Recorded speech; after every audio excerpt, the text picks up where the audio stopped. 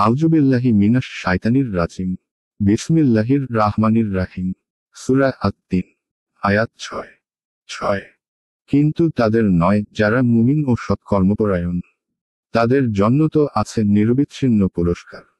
আয়াতের তাফসীর। কিন্তু তাদেরকে নয় যারা বিশ্বাস করেছে ও সৎকর্ম করেছে, তাদের জন্য তো আছে নিরবচ্ছিন্ন পুরস্কার।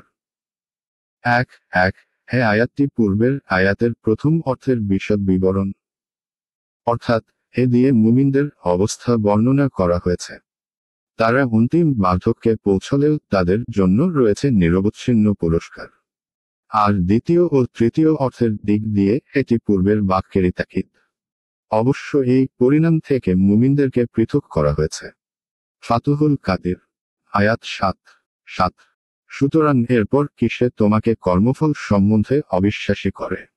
আয়াতের তাফসীর। সুতরাং এরপর কিসে তোমাকে, হে মানুষ, কর্মফল দিবস সম্বন্ধে অবিশ্বাসী করে?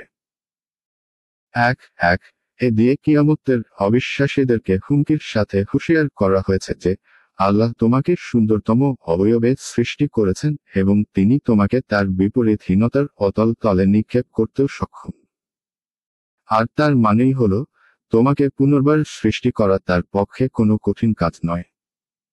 সুতরাং এরপরেও কি তুমি কিয়ামত ও প্রতিফল দিবসকে অবিশ্বাস করবে?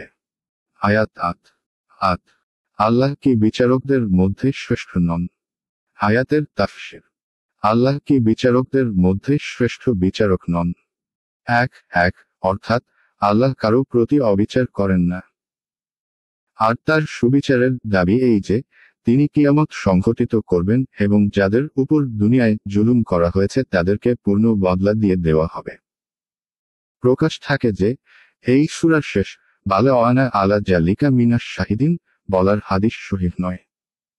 তিরমিজি।